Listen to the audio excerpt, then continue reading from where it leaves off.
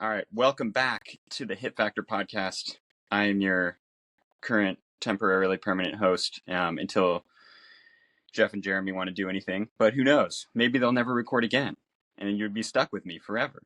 Just kidding. I am temporary. I am temporary until who knows when. I think everybody would be okay with that. You're a pretty likable guy. Oh, that's so nice of you. I am joined by the 2024 limited national champ, Joey Saureland. Hey, everybody. Thank you for joining us. As with previous people that I've talked to, you've been on other podcasts, and we've heard the Joey history, and we don't need to do that again here. Cool. Because, not that I'm not interested in that, I'm just not interested in that. That's perfect. It's on the other podcasts too, so you can just catch up over there. Yeah, you can listen to other podcasts. Listeners can download other podcasts. Yeah, but you shouldn't, though. Yeah. You shouldn't. No. Go listen to other ones if you're curious about that. But I'm gonna jump right into it, and then we're gonna go from here. But cool. Lay it on. I know you've got some questions picked out. I want to get to those first in case they breed excessive extra conversation. Yeah. I want to know, I want you to relive for a moment your best ever match performance. And I'm talking about, I shouldn't say match performance, I should say stage performance. Okay. And so if, what comes to your mind when I say that? And do you have a stage in mind, or do you have anything that comes up? I'm having a tough time picking out an individual stage. I can definitely think of one or two. But I think in answering your question, what's coming to mind is more, what are the attributes of the best stages that I've shot? How were they different from the other ones? Yeah. So that's what I want to hear about. So what makes them different for you?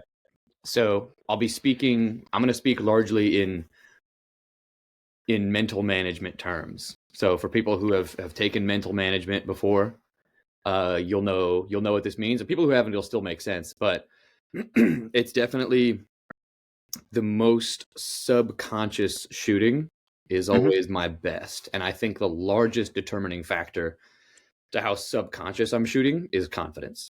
And so I'm thinking of, in general, if I'm shooting well, it's easier to keep shooting well. It takes good mental game if you're shooting poorly to start shooting well. If you're shooting really well, confidence goes up. Without having to think about it, I'm good at this. If I shoot this stage, it's going to be good because I'm good. And so I think confidence is the main driving factor behind subconscious shooting. Because if you have confidence, then if you don't have confidence in your splits, then your conscious mind is going to try and turn on and say, well, I need to try to pull the trigger faster because my splits won't be fast enough. If I shoot subconsciously, like what's normal for me, I'm going to have to try to shoot faster. And the best stages that I've shot, the confidence is the biggest thing. And that's impacted by how well I'm shooting already. It's impacted by the people I'm around. If I'm having more fun, if I've got people, wooing and, ass slapping on the squad, that definitely puts confidence up. But yeah, and I think shooting subconsciously, largely driven by confidence. That's definitely the highlight of my best stages. Okay. And so I had this conversation with a friend of mine, it was 5 years ago, about subconscious shooting and how it is the best. And in some way it was interesting because what had come up in this conversation was that the pulling memory from that experience from something that happened subconsciously is really difficult because of it being subconscious. And so that's why this is tricky to talk about in some ways. So I want to ask a little bit more about the confidence piece. So if you're on a squad maybe where people are not having fun around you and you have to manufacture some of that confidence, where do you go to first for that confidence? Well, it's not always done on the spot. I think the largest part is done is everything that you've done prior. And this is, again, I'm just speaking straight in mental management terms, but your self-image, that's something that you build every day. Every rep that you do of dry fire is contributing to your self-image. Every stage that you shoot at every match is contributing to your self-image. Every thought that you have about things that you do in practice or at matches contributes to your self-image. And so that's the biggest thing, right? I mean, if you're always going out to the range trying to shoot fast, and then you shoot deltas, and then that's all you think about, it was sloppy. And then, you go out and you try and shoot all alphas, and then you're like, it was slow. And if those are the thoughts you're having, those are impacting your self-image. And so, the months of training that you've done, maybe building up, if you're not training with what I would consider proper mental game, you could be building a poor self-image that's going to very much handicap your ability to have confidence at the match. Yeah. I mean, you see it in people. Yeah. Oh yeah. It's very popular in our sport, to do 99 things right and one thing wrong on a stage, and then you step off the stage and that's all they want to talk about is the one thing they did wrong. Then the day of at the match, manufacturing confidence can be tough. It's for me, I think it's pretty objective a lot of the time. So, I'll look at targets and I'll say, so like when I'm shooting a stage, my best access to shooting subconsciously is shot calling.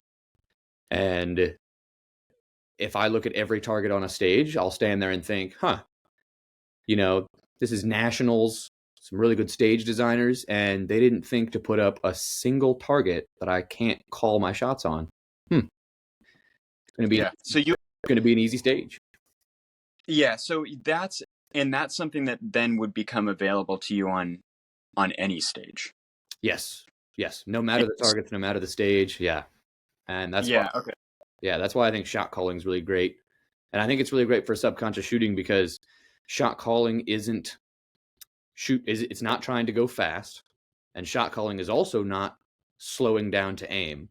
So this whole dynamic we have in our sport of, you got to keep on the gas here and you got to slow down and get your hits here, that bouncing back and forth between fast, slow. Shot calling is literally just having your eyes open and getting just enough information from the sights of your gun and the targets to know that you're leaving acceptable hits and not slowing down to do so. It's just having your eyes open and working while the gun's going off. So there's no throttle control. And I find that if I try to shoot a target fast, like, there's that close open target or something, and I try to shoot that fast, it's poor, like maybe I'll get trigger freeze, maybe I'll just throw a Charlie on it because I was trying to shoot it fast. But I find that if I'm just calling my shots, the speed of the firing of the gun adapts perfectly to the targets as I go. Yeah. And so for you, I'm gonna use a little bit of a different word here, and you tell me if it lines up. So calling your shots, to do that, you have to pay attention. Mm-hmm. And to pay attention, you have to kind of see what's happening without judgment of, like on the stage. If you're going through the stage and you're shooting it, you have to observe what's happening without conscious judgment of what just happened. Yes. And then in that state, you can observe enough to be able to call your shots, as in, where the bullets went as the gun went off. Yes. So I guess I want to know more how that decision is made prior to the stage. Is that made, in months training beforehand, or is that made right then as you get the make ready, as I'm gonna do this thing? Like, what does that look like? That decision to pay attention. It's definitely a conscious decision. At the make ready, I take my hand off the gun and, I'm waiting for the beep. If confidence is very high, I tend to not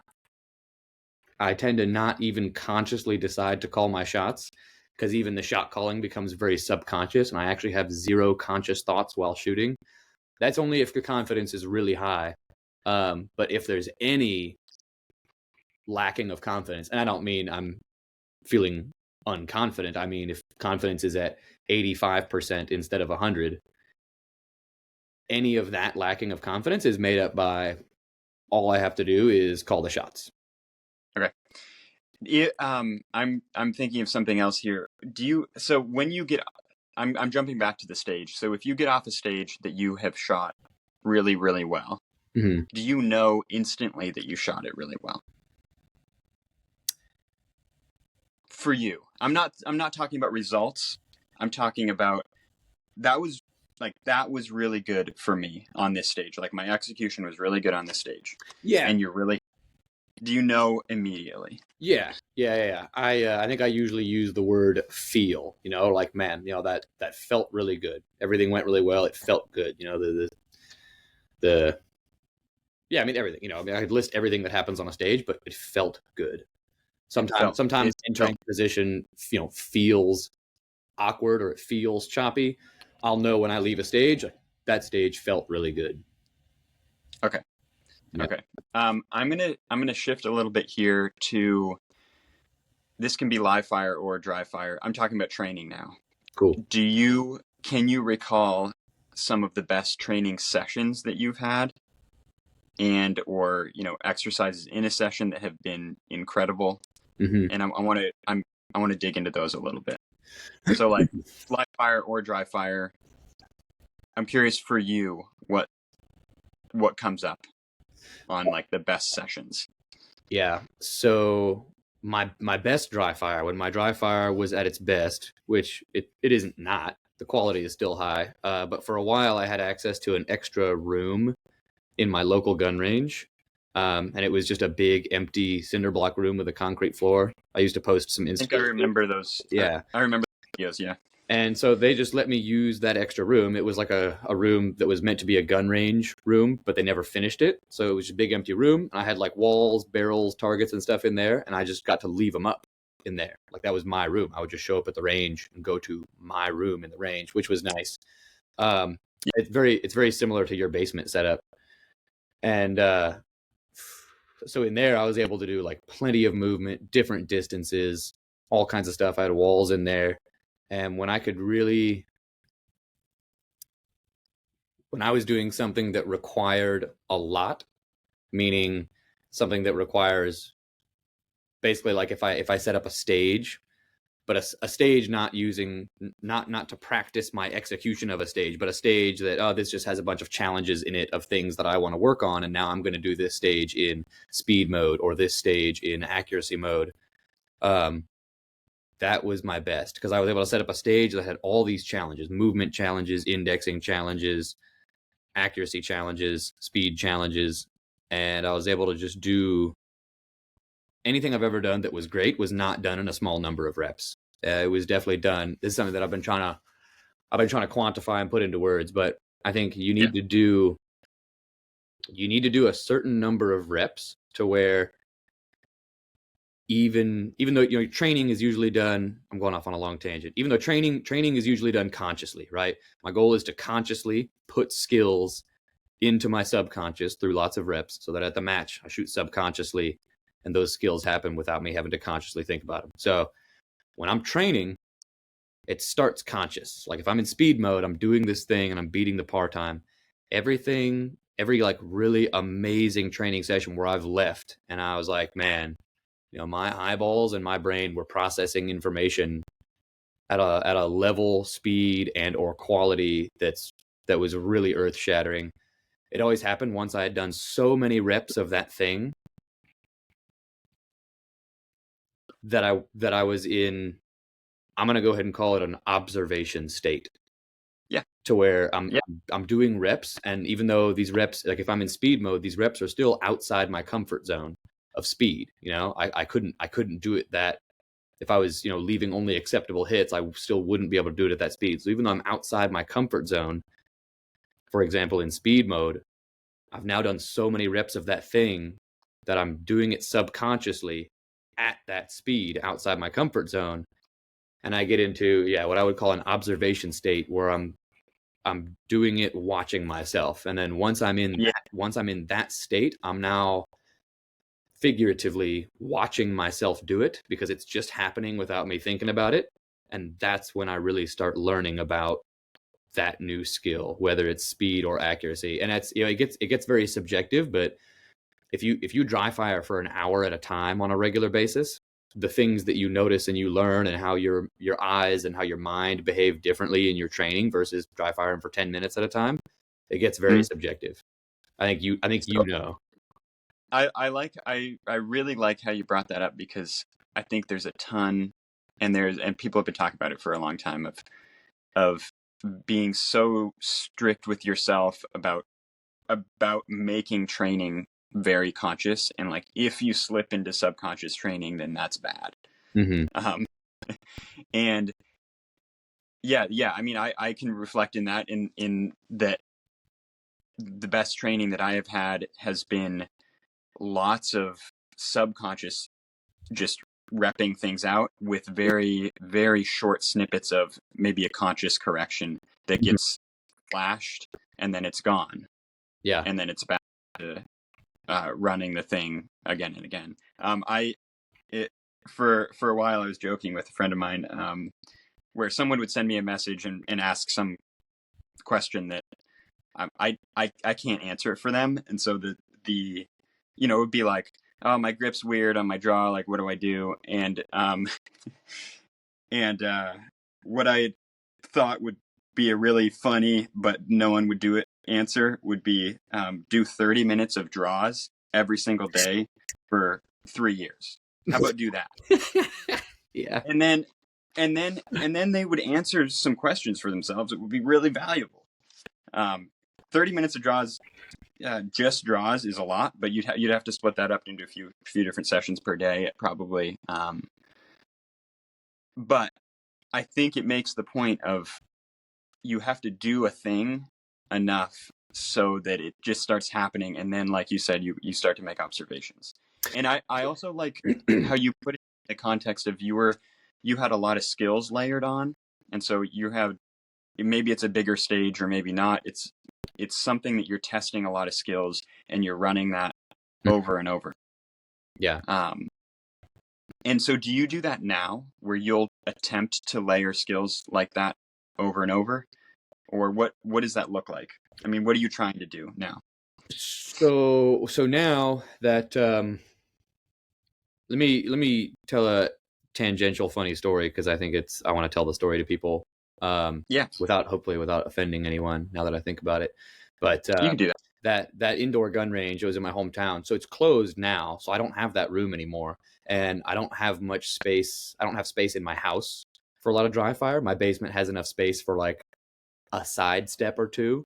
And that's still where I'm pouring in work. I'm still doing a good 45 to 60 minutes of that basement dry fire in there every day.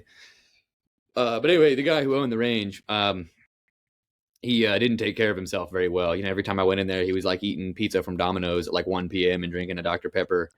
And he owns a gun range, big gun guy. He's all about guns, self-defense, and I would always harp on him about his health and how, like you're probably not going to get, assaulted in your home by an armed intruder, but heart disease is the most common cause of death in this country, and it's coming for you. Like it's coming. And he used to talk a lot of smack, so I would talk smack back to him, whereas normally I would never say something like that to someone. But he had a heart attack once, and hopefully I don't offend anyone who knew him who was listening to this podcast, but he would have thought it was funny, so you can't get offended for him. He ended up dying of his second heart attack, which is sad, and that's why the gun range closed. But his first heart attack, he used to wear this shirt at the range that said 380 ACP, 9mm, 40 Smith & Wesson, 45 ACP, all faster than calling 911. And then after he had that first heart attack, knowing that I've been harping on him about his health for years, I came in and he had that shirt on, and I was like, which one of those did you use when you had your heart attack? And then he was quiet. I was like, oh, you called 911, did you? Oh, okay, cool, yeah. Anyway, total side story. But I thought it was funny. I thought it was hilarious. So layering skills, yeah. So I would still do, though, even if it was a whole stage setup that had a whole bunch of different things in it, like, leans and entering on a port and difficult targets and some easy targets and some targets while moving. Even if it required all those skills, I usually still had one definition of success that was either speed or accuracy or some other more, again, this is for someone who dry fires an hour a day, starts to get into these modes where maybe I'm in what I would call visual information processing mode, where there's no par time. I'm not working on speed. And in this mode, I'm probably still getting all alphas sight pictures, but that's not necessarily a hard requirement. But I'm just processing as much visual information as I can about the interaction between my sights and the face of the target. And so that's very much, for me, that's like very much something that I would do if I'm trying to get to that observation state where I'm doing something that's challenging outside my comfort zone, but I'm able to just watch myself and learn about that. And so that's with layered skills on a lot of things, but a lot of the time I'm doing something that's much more isolated and simple. So maybe something that involves no movement, and I've got a target array on the wall in the basement, and my definition of success is speed. And I'm beating a par time and I'm decreasing that par time. Most of the time, I would say the definition of success is very clear and it's very singular. That's how I find the most immediate gratification and progress in my training. Yes. Okay, I'm going to jump to something. You sent me a message, and I forget exactly what you said. So this is based off of what my memory of it was, which is you said something along the lines of, "I'm finally just learning how to shoot." Yeah.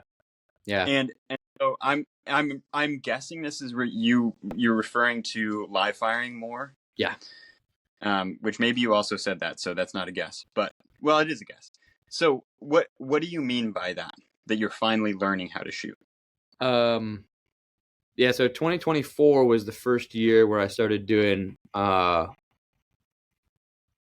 could without being too dishonest say that was the first year where I started doing live fire practice, which isn't 100% true. It's the first year where I started doing regular live fire practice.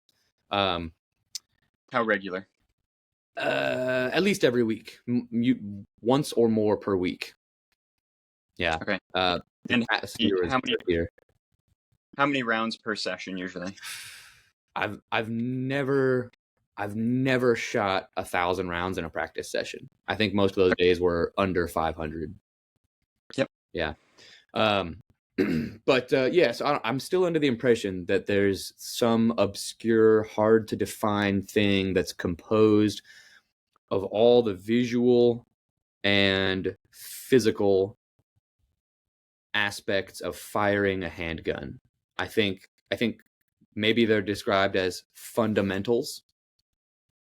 So maybe things like grip, things like trigger pull, things like, I don't know, you do target focus in dry fire just as much as you do in live fire.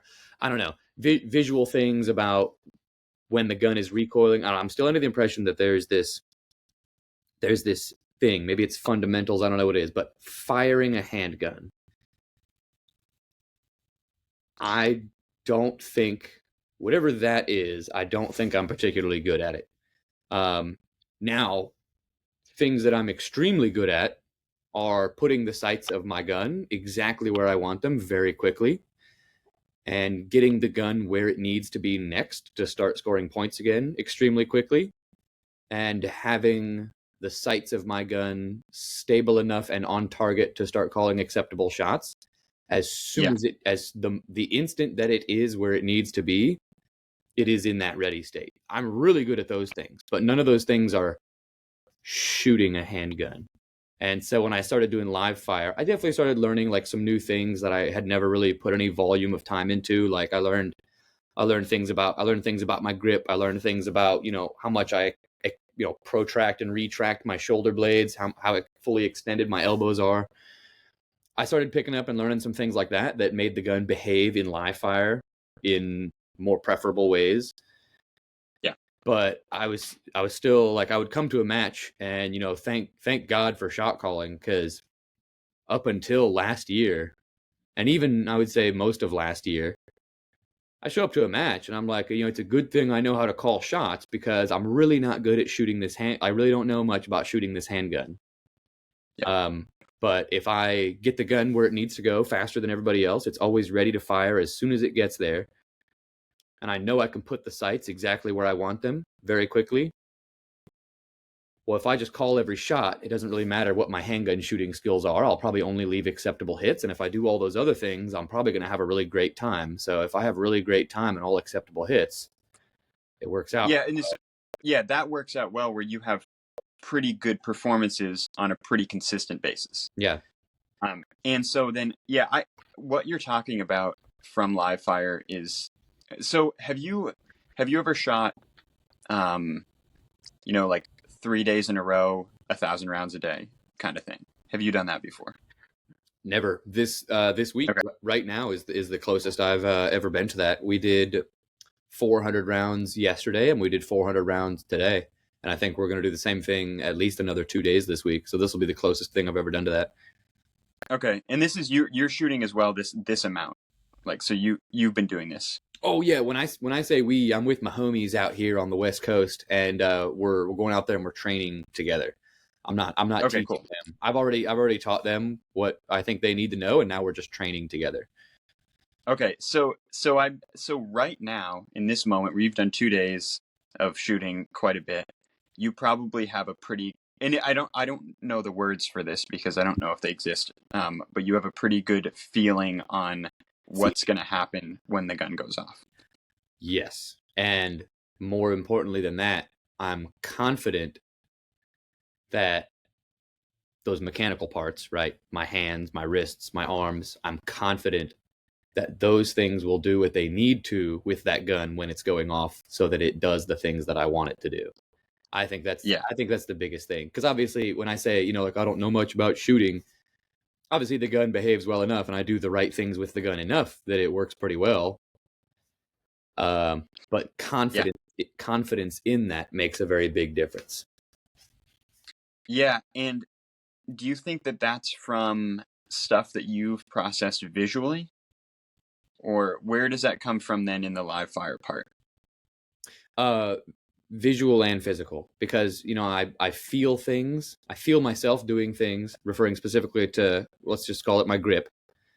I feel my hands and my arms in general, right? So the whole grip and trigger pull thing, the whole physical aspect of firing the gun, I feel things there physically. And then I see things visually with the sights, and these visual things tell me that this physical thing is good. When it feels like this, the gun does good things. And that's almost how that's a large portion of the live fire that I do. I've still to this day, I've never done anything in speed mode in live fire in my life. Okay. I've never, maybe it's something I need to explore, but I've never done anything on a par time. I've glanced at the time before, but not because I was trying to make it faster. I've never done any speed training in live fire. Most of the live fire that I've ever done was built around the idea that for every rep of live fire that I'm doing 1,000 reps in dry fire. And I really just need to be in a very observant state about what I'm feeling and what I'm seeing in live fire so I can absorb as much information from it as I can. Very, very inactive, not trying to change anything, not trying to do anything differently, but a very inactive, observant state of learning about the gun going off in my hands. If that makes sense, right? Like I'm not like, oh, I'm really working on hammering down my grip today. I'm gonna improve my grip. Never done that. Like, oh, I'm gonna work on my splits, firing the gun. Like, I've never done that. I'm gonna work on, my trigger pull and making it. I've never done that. But I have gone out to shoot and said, all right, I'm gonna do everything I can to get my mind in an observation state, focused on my hands, so that I can pick up any information that maybe I need to. This is how I think of it.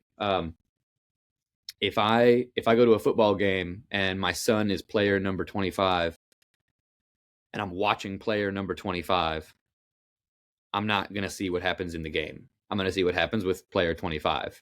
So if I go out to the range, I'm like, yeah, okay, I'm going to really work on my grip today.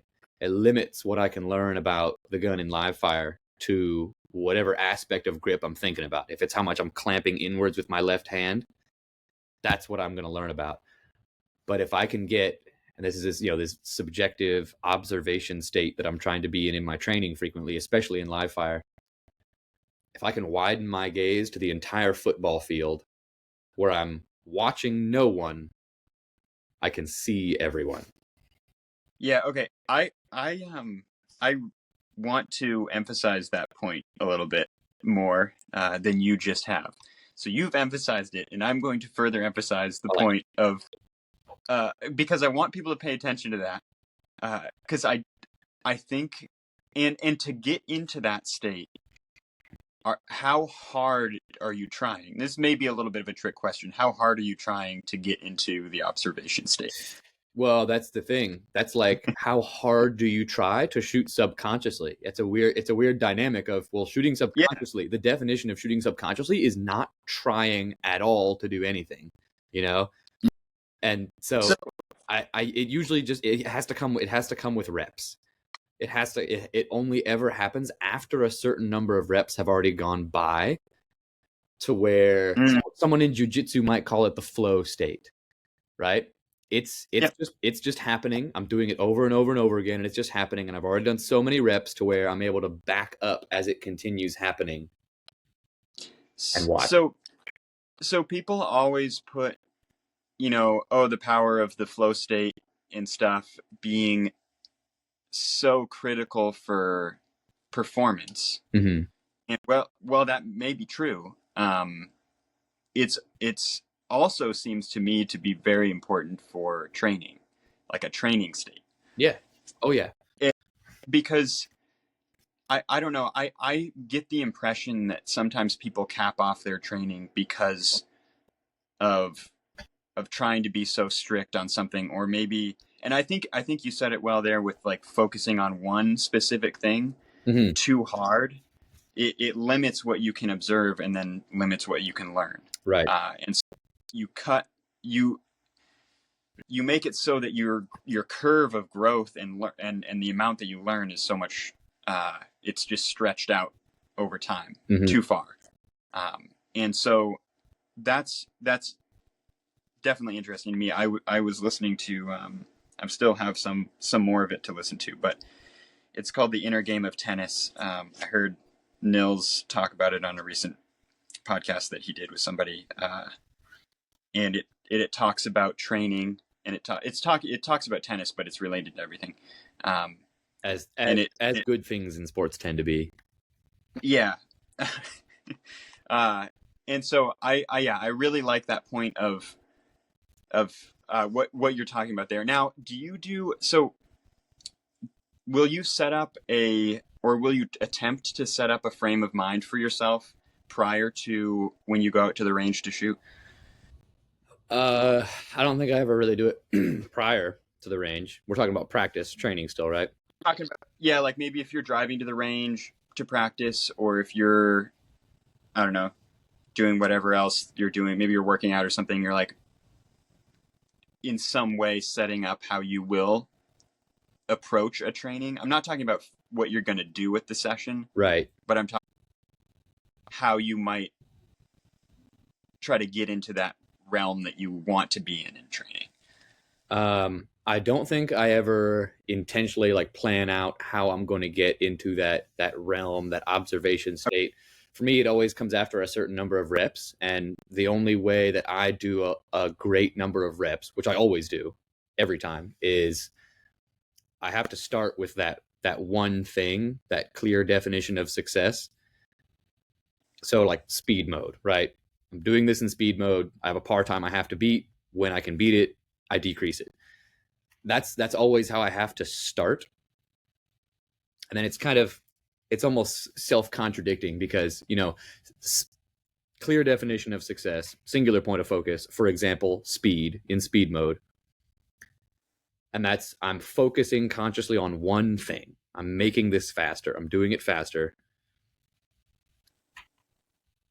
But once I've done so many reps and I'm still in speed mode, right? It's not that it's happening subconsciously. This is still outside my comfort zone of speed, but it's almost, I get into that observation state while existing outside my comfort zone in training so that I can learn. So in speed mode, for example, I'm doing X exercise and the par time is whatever time, and I'm laying down rep after rep after rep after rep at a speed that I can't do it at, right? So I'm just existing outside of my comfort zone.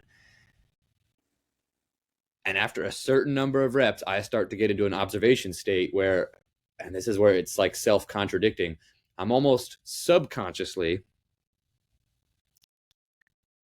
doing this thing outside of my comfort zone in speed. Whereas, normally the idea is, if I'm going to train speed, I have to consciously apply the speed for more speed to become subconscious, right? To put it into the subconscious. But you got to do that consciously.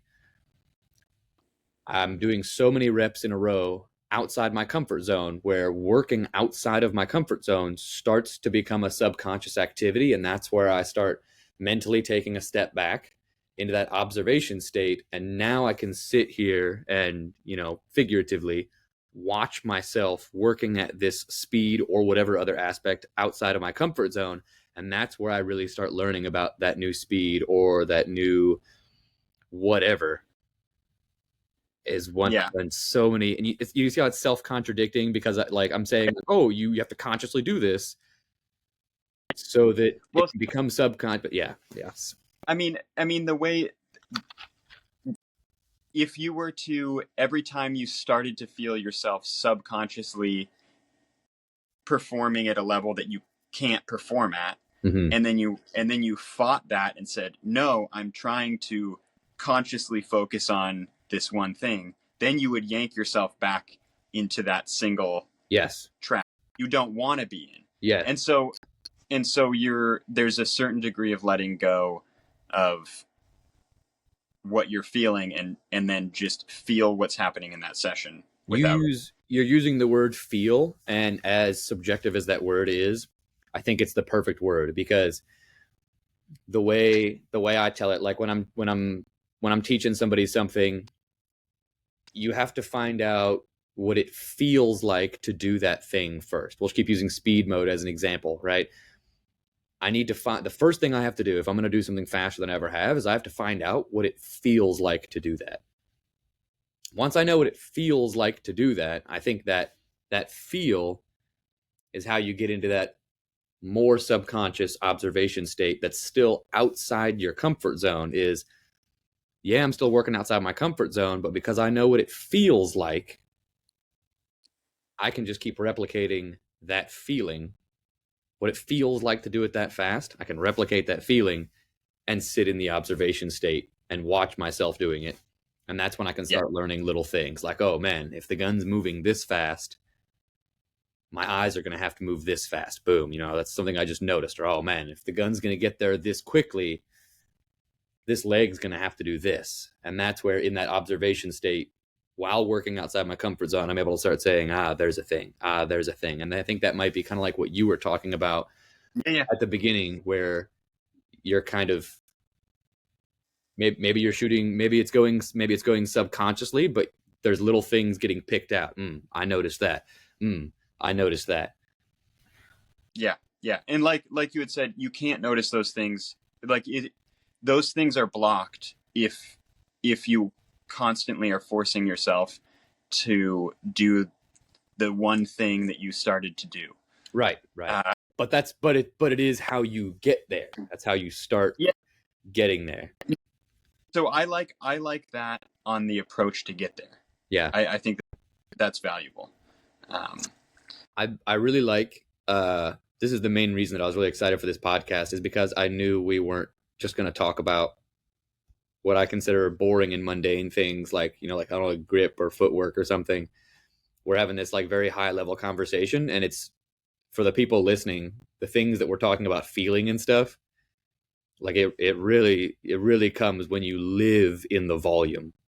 You've got to be swimming in a pool of volume of reps to where you start noticing these things in a very valuable way. You can't do it for 10 minutes. And I don't know. There are plenty of people who want to get to a place, and I like talking about this because it's specifically really challenging to talk about because words are not useful. Mm-hmm. Also, I don't have a ton of word options, which I think sometimes helps me, sometimes hurts me. But it's challenging to talk about this stuff.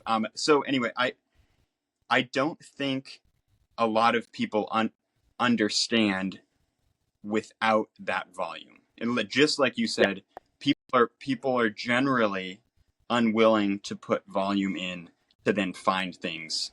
Yeah.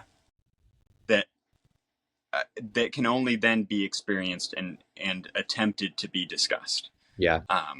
Let me share with you and with the audience too what you just said about volume. My one of my favorite quotes by Napoleon Bonaparte. When the discussion of quality versus quantity of troops was coming up in a certain context, he said, "Quantity has a quality all its own." Yeah. Oh yeah. Oh yeah. Certainly does. Yeah. So that's pretty cool. And I don't know. People, I think work is what it is. It's work, and it takes a lot of time, and I think generally people are unwilling to do that. Mm-hmm.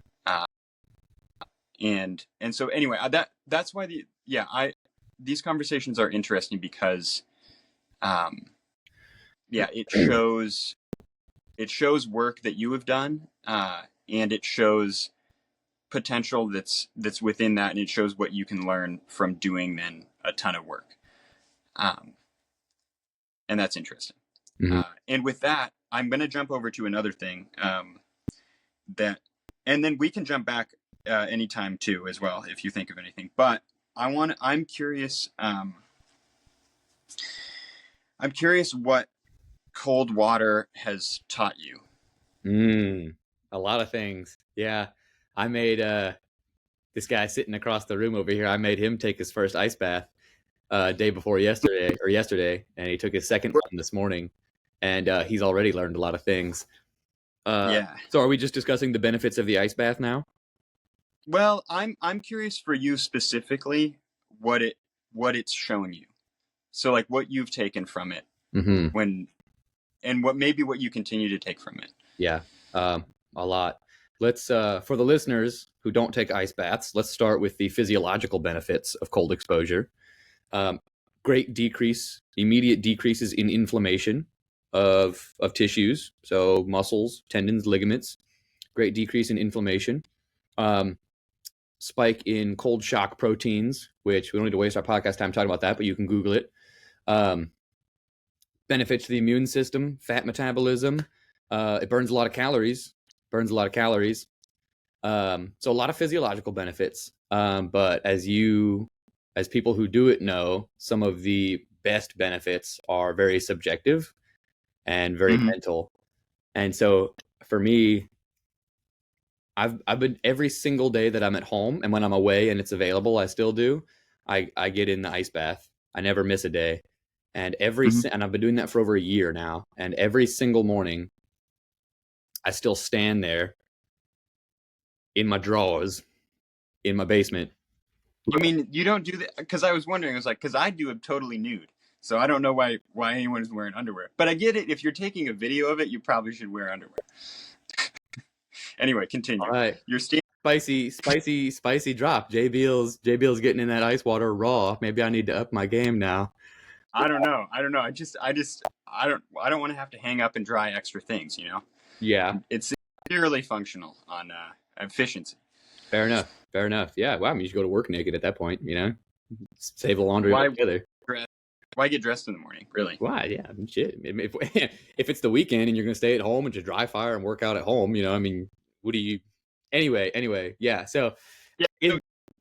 Continue. Sorry to cut you off. No, that's good. No, I'm just picturing you naked now with that mustache, and I think a lot of other people will be too. Anyway, so don't do it. Don't do it. Okay, so I've been doing it every single day for a year, over a year, and I every single morning stand there looking at the water, which I keep my indoor ice bath at 34 degrees. And every single morning I stand there looking at the water for about as long as I'll be in the water or longer, looking at it. And I think it's an evolutionary thing. I think my ingrained, mind is telling me that my chances of spreading my seed are greater outside of the ice water than they are in the ice water, and so I should avoid getting into it. And that makes a lot of sense in nature. But I know that I've decided it doesn't actually have to get done, right? I don't actually have to get in the ice bath, but I've decided that it has to get done. And there's this mental there's this mental struggle every single morning. That's what I start my day with. My alarm goes off at about 4:30, and I roll out of bed and I walk downstairs to the ice bath. And the first thing I do in the morning every single day is, I really, really don't want to do this, but it must be done. And I do it. And I think I think some brain scientist guy was talking about some part of your brain that grows when you do that. There's some part of your brain that grows in size physically when you do things that you don't want to do. And obviously, as a result, just like any kind of training, you adapt to that and you get better at doing things that you don't want to do. Yeah.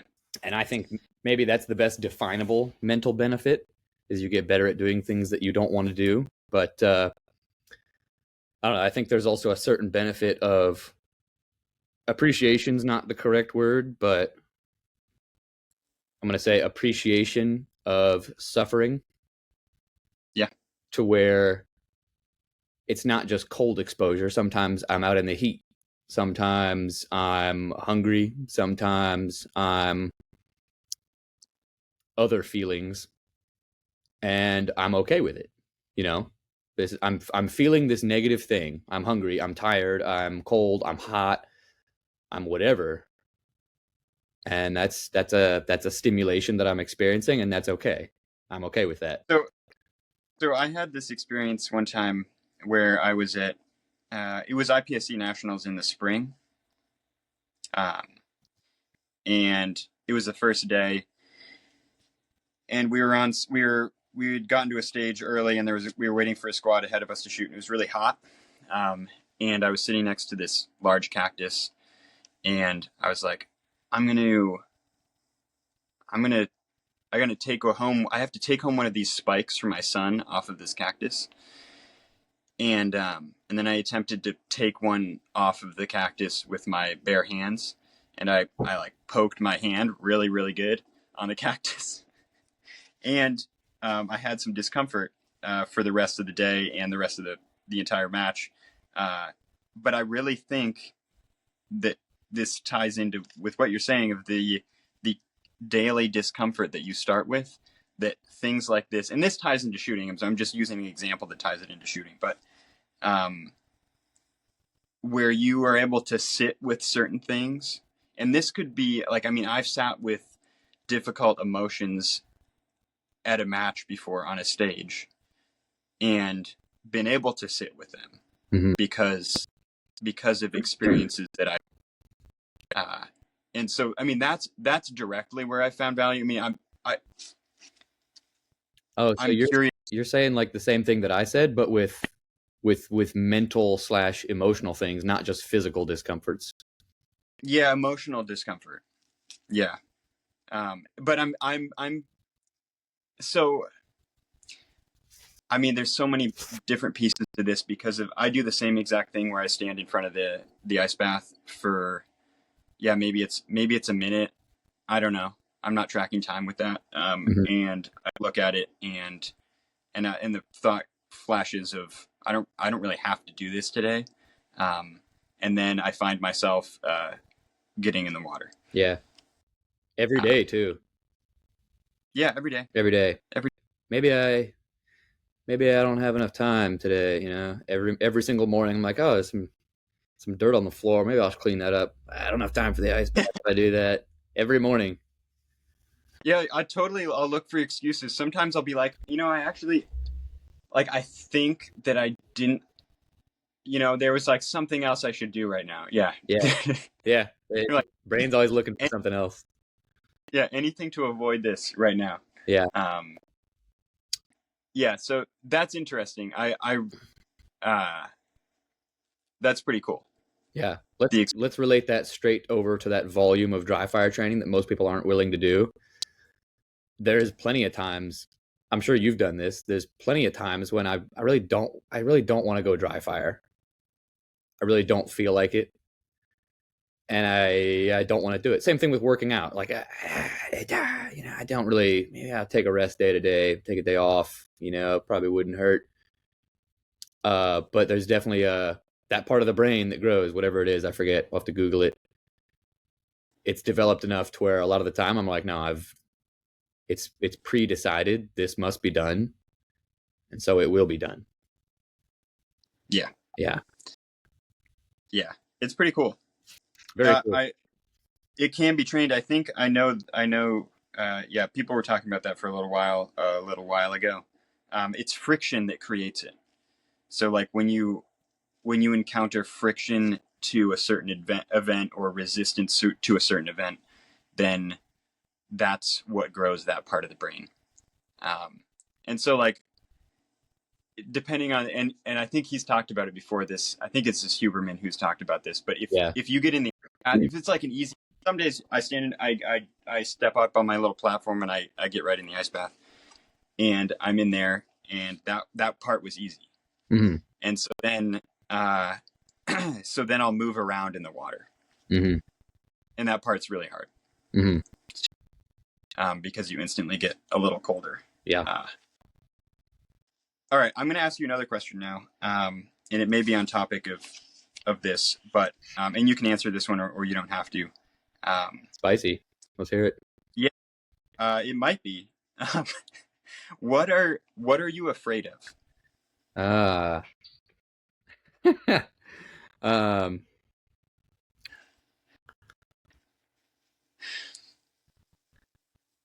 That's a good question. I'm some degree afraid of the ice water every morning, but I conquer that. Afraid of, I know what I'm afraid of. I'll give you the short answer and then I'll explain it. I'm afraid of death. I'm afraid of dying, and not in like I hope I don't get hit by a car kind of way, but I'm afraid that time will pass me and I will wish that I had done something different with it. And that's on a macro and a micro scale. So macro scale, I don't want to, like when I started shooting very genuinely, and the first time in my first year I went and I trained with Steve Anderson, I remember thinking to myself, if it's gonna take me 10 years to be some undefined level of good, but really good, right? If it's gonna take me 10 years to get really good at this, I don't want to do it. That's not worth my time. I don't want to be 8 years deep into this and still be like, maybe someday soon, So I fear the mismanaged passage of time. And so that's the macro scale. The micro scale is, on a day to day, right? It's easy. It's easy for me to waste 30 minutes of my time cruising Instagram. I fear that to some degree, not in like a like a scared way, but I don't know if worry is the right word either, but I worry about that. So does that have an influence on, well, I'm sure it does, but on the drive that you have? Because you're, I mean, part of the reason that you are one of the people that I want to talk to is because you appear to have some type of drive to get better. What role does that then play? Like, will thoughts flash of like, well, if I don't do this, then the future may turn out slightly different if I, so I'm going to make this decision now, whatever decision that is, maybe it's something in training or unrelated. What part does that play in your drive to get better? I mean, I guess you could say it is the drive to get better itself. Okay. Yeah. I'm afraid of this. I'm afraid of today going by and me not having done at the end of the day what I could and should have, right? Like the ice bath. One of the things that gets me in every single morning is there's no excuse not to, right? I'm going to jump in the shower before I go to work anyway. And the ice, I'm only in the water for usually 3 to 5 minutes.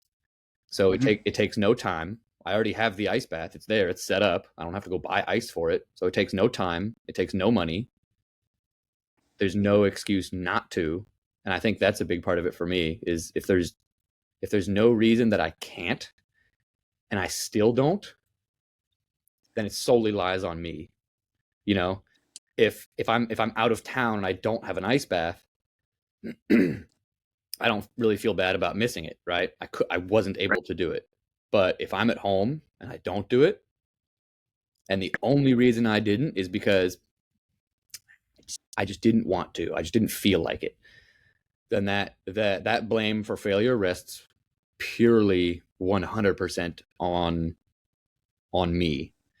And not even on me in a way that I could make excuses of, like, oh, I can't drive Friday today because my elbow's hurting me. Like even that, that's still me, but that's a real reason. But if I don't get in the ice bath in the morning, it's solely because I lack some degree of some obscure subjective notion of, I don't know, will or discipline or strength or whatever. If I don't get in the ice bath, I'll think about that the rest of the day. The couple times that I have done it, the rest of the day, I'm thinking I had everything I needed. There was no excuse not to. I failed to do it. If you're at I don't know, if you're at a match or something and you feel yourself, using the word feel a lot because I do too. Exactly what I'm talking about. But you have, I'm going to call it pressure, on you because a certain moment is very important or perceived to be important. Nice. What then in those circumstances specifically, what are you afraid of? And how does that tie in? So like if you're about to shoot a stage or you see something on a stage, and then these feelings of pressure come up, where is that from, do you think? So in those circumstances, I think it's just like the ice bath. It's not fear of failure of the thing, because I know I can do the thing, right? There's some target on a stage that's really difficult or something. Maybe somebody else is worried about not being able to shoot that target fast and accurately enough. I know that I'm able to. They don't put up targets that I can't shoot fast and accurate in this sport. Yeah. But I might, if I'm feeling fear, which in this case would just be a lack of confidence, it's that I will not choose to do the right thing. Just like with the ice bath, right? Because if I don't get in, it's not because I couldn't, right? It's not because I couldn't shoot that target quickly and accurately. It's because I made some wrong choice that resulted in failure. So I'm more fear of me making the wrong choice that would then lead to failure, which is associated with, the bad result. I mean, it's very much an introspective thing, a self-reflective thing. Like I know I can do it. That target, the ice bath, whatever it is, I know I can do it if I make the right choices. And so it lies on me. Every time I've shot a stage and something didn't go the way that I wanted, it's never because, that target was hard and I wasn't good enough. It's like, no, I chose the wrong thing. I chose to shoot that target fast and I didn't get the result that I wanted. Or I chose to You know what I'm saying? I think you get what I'm saying. You know, I'm worried that I'll be disappointed in the choices that I made. Yeah, and I haven't heard anyone talk about it in that sense of the decision. Not, I mean, it sounds like it's, I don't know, of the decision making part of it. Usually people go right to uh, just fearing the worst, and you said fearing the decision may not be correct. Right. Because I mean, And I think, yeah, that seems, that's an important difference, I think, yeah. in a certain way. I like the ability that I'm having to relate everything back to the ice bath and also health and fitness, but it's the same, right? If I have a mic on a target, it's not because, well, the target was really tough. No, it's because I made the wrong choice when shooting that target. Something else was more important. Just like with health and fitness, right? If you're suffering some chronic health issue, for most Americans, right? Don't get offended if this isn't you, right? But most chronic health issues is because of choices you've made. And I'm afraid not of the chronic health issue, but I'm afraid of making the wrong choices that are then Yeah. associated with that chronic health issue, you know? Yeah. Like, I don't actually, when I eat a pizza, which occasionally I do, I don't actually feel bad about the effects of the pizza on my body. You know, that's not the end of my life. It's whatever. You know, if I shoot a mic on a target, I'm not really that upset about the mic. I'm upset that I made the wrong decision. Yeah. Yeah. Okay, I'm going to jump back to live fire training. Uh, and you mentioned that you haven't shot in live fire in what you would consider speed mode before. Yeah. And so then that brings up the question for me: have you in I don't know exactly how to ask the question, but I mean, how many misses in live fire have you shot in live fire training? Well, I've definitely shot misses. More on steel than on paper. Okay. Yeah. I have no metric. I have no number to give you, but it certainly happens. It happens. Okay. Yeah. And it happens. Um, so I thought that, I guess what I'm getting at is how I guess I'm curious how hard you have pushed yourself in live fire. And I'm curious about what I'm curious if you're gonna do that. If you're gonna push yourself harder. Or if you already have and we've used different words and I've understood things in a different way. So when you say pushing myself, I assume that means speed, right? I mean, yeah. Yeah. So I haven't seen the pay value there yet to push myself in speed. The only real tangible pay value that I would see in doing some speed mode live fire training right now would be confidence. I'm more confident or comfortable shooting the gun really fast. But mechanically, I'm looking at, what shooting in our sport is, and I could be completely wrong, but here's my opinion on it. Here's my view on it as of right now, and this could change. But doing a transition faster, that's good. And I can do that without firing around. I can do that in dry fire. Moving faster, getting the gun where it needs to go faster. I can do that in dry fire. Doesn't require firing around. Shooting the gun faster, pulling the trigger faster, has really only ever, to me, been associated with a negative result. So, for example, if I'm at a match and I shoot the gun fast because, like the example I gave before, this target is close and it's easy. So my conscious mind says, you should shoot this one fast. And I try to shoot it fast. And then I shoot like a delta on a 3-yard target. That's what I associate that with. So the things that are specific to live fire and not dry fire, which to me is the gun having recoil on the same target. That's the difference. The sights leaving and returning, what that visually and physically in my hands is on the same target. That's what that is, and I have not yet reached a point where I have seen pay value in working on the speed of that. Yeah. Okay. And when you brought up because this is the only reason that I push speed so much in live fire is for the confidence piece. Yeah.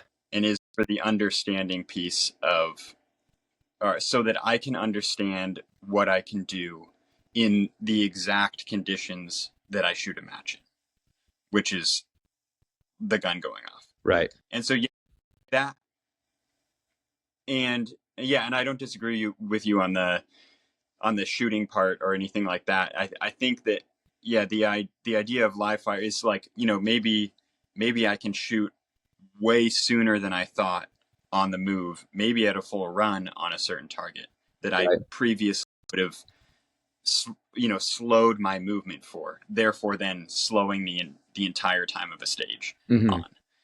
Now I've done it in live fire, so then I can, if I see that opportunity in the future, then I have confidence. So I guess that, yeah, no, I get what you're saying, especially in the context of confidence. Yeah.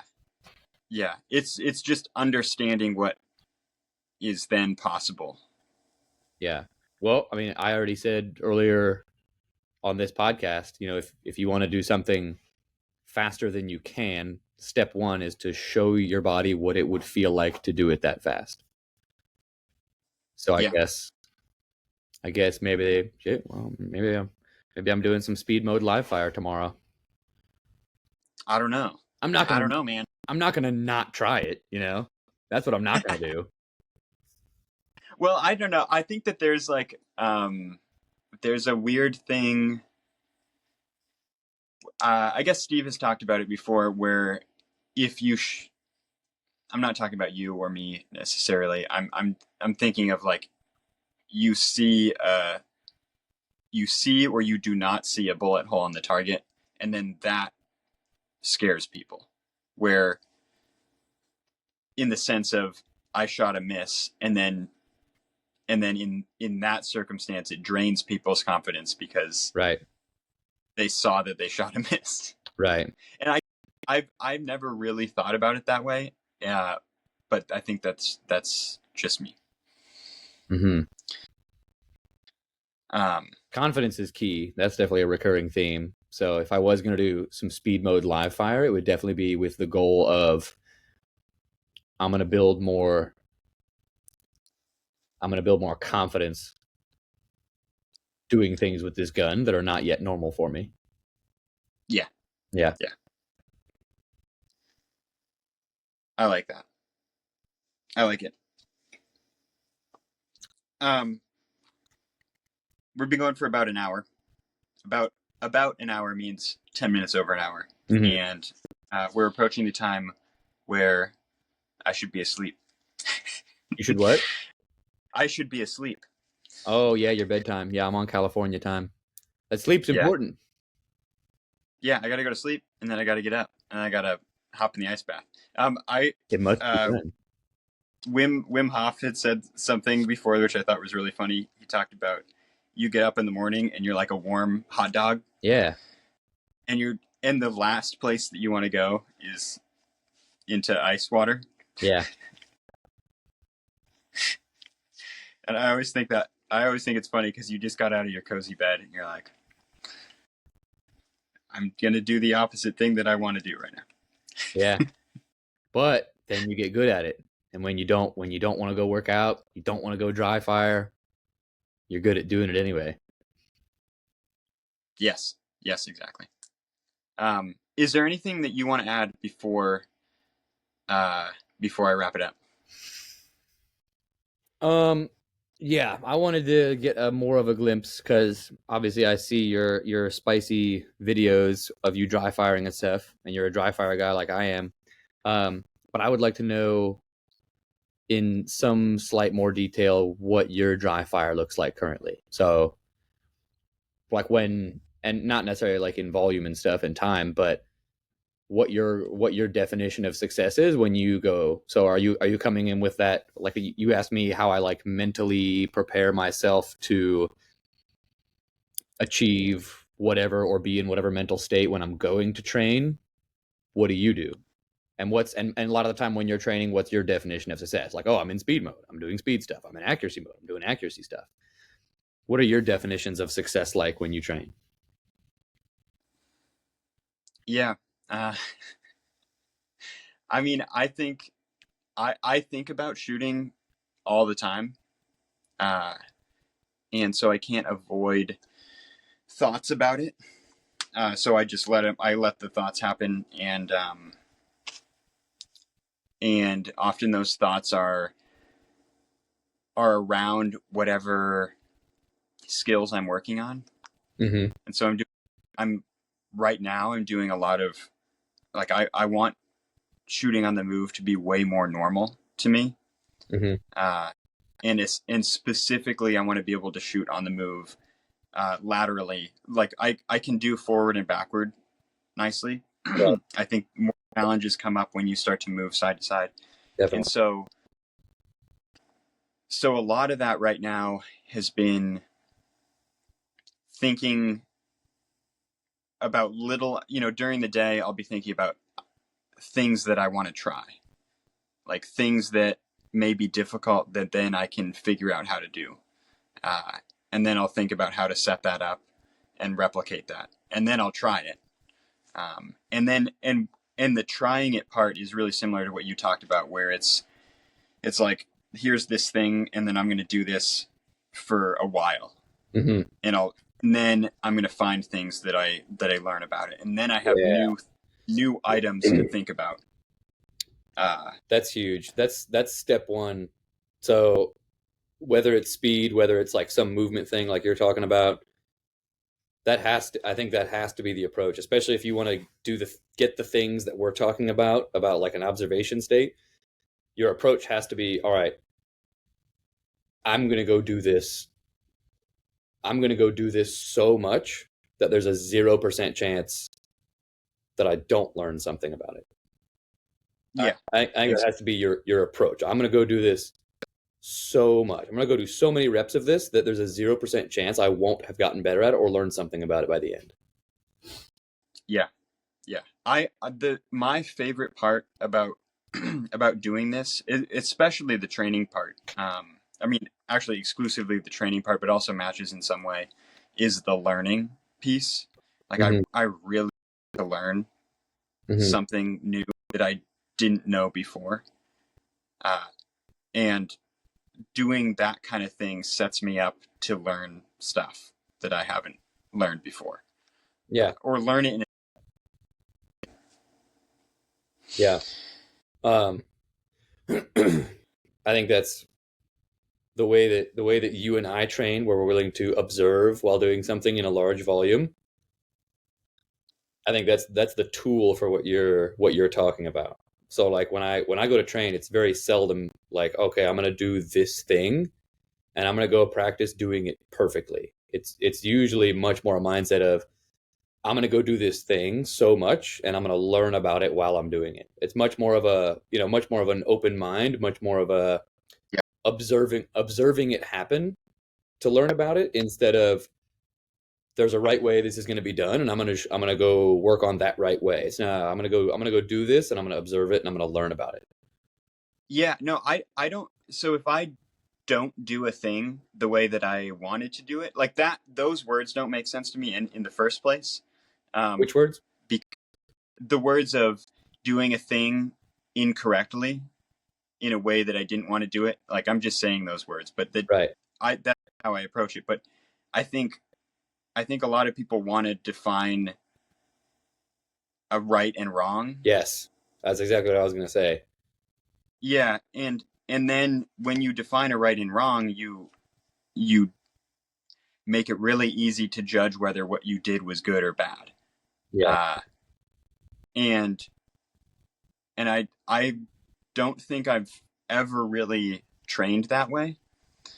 And so then, because I don't train that way, I don't get upset. I just get really curious in training.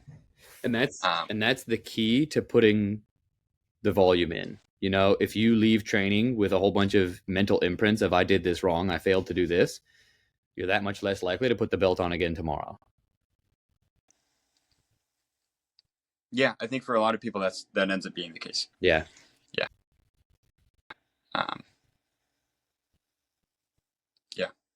Joey, is there anything else? Yeah. What are your workouts looking like? You never post any workout videos. I don't know what are you doing kettlebell swings? Are you going to a gym? You're working out. I would bet money that you're working out at home and there's a decent amount of body weight plyometric stuff. You probably own some dumbbells, but they're not involved in everything. Are you into kettlebells yet? I do. I got some kettlebells, kind of into them, but not a ton. I have some dumbbells, one right here. There it is. I did a dumb thing the other day.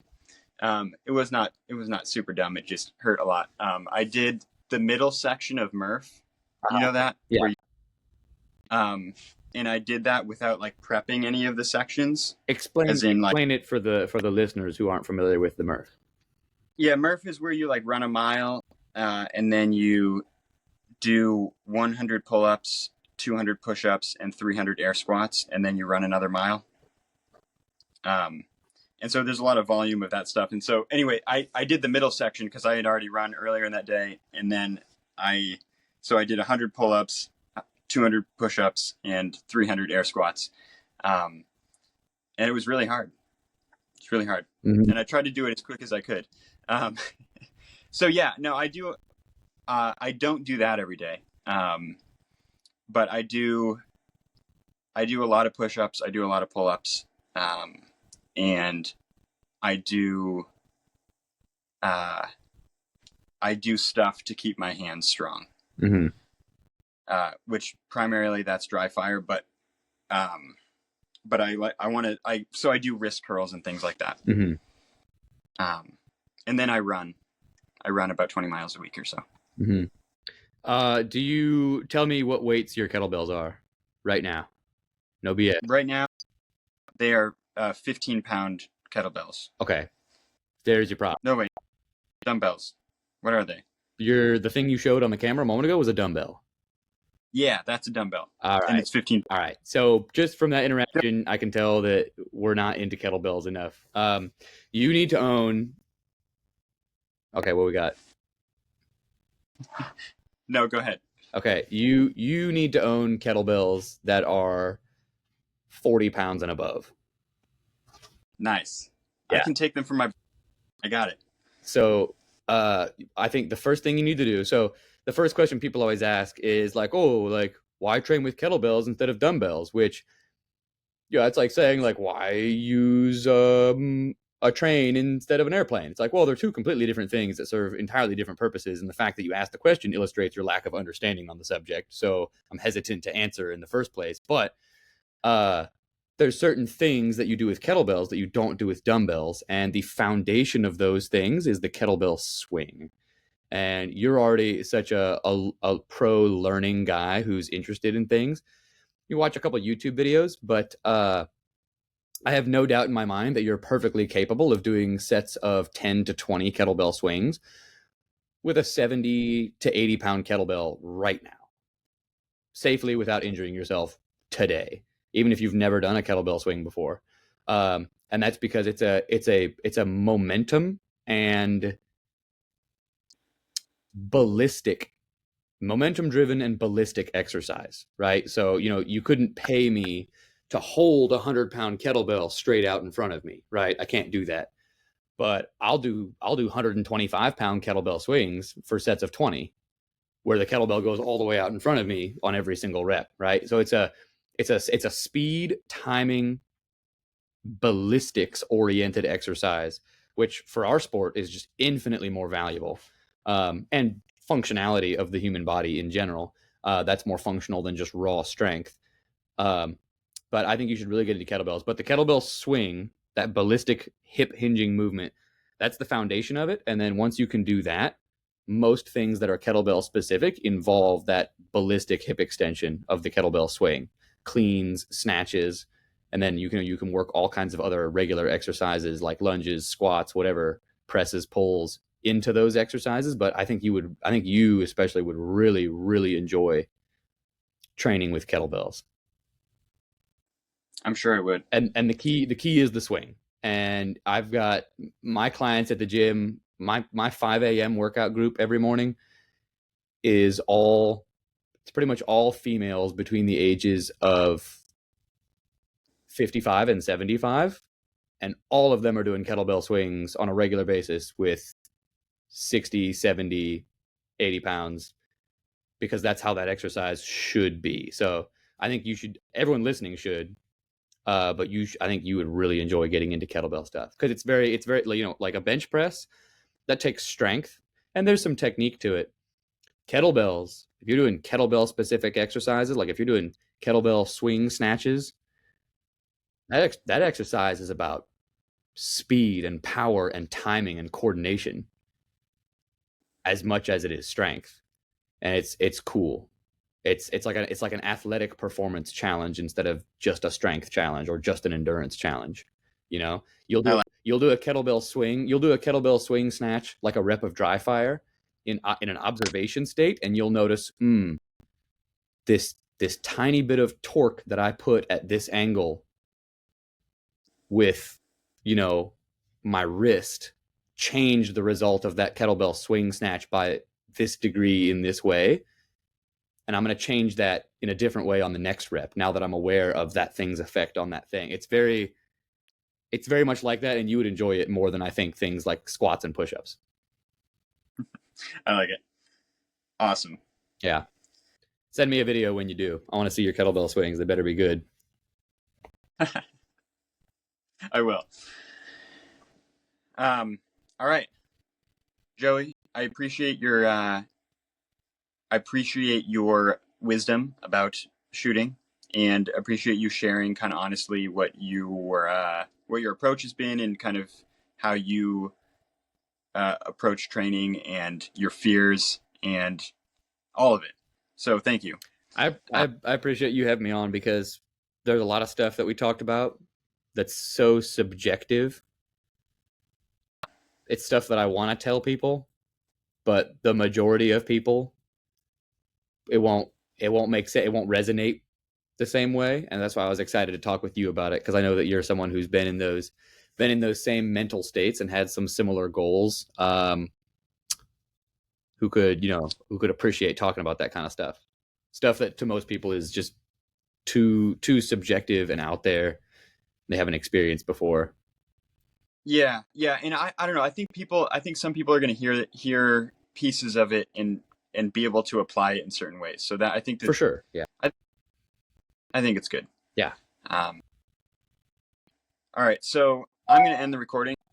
I've decided that my outro for the podcast, this is a recurring theme, that I don't have one, but my outro for the podcast will be that I am going to end the recording, and then I end the recording.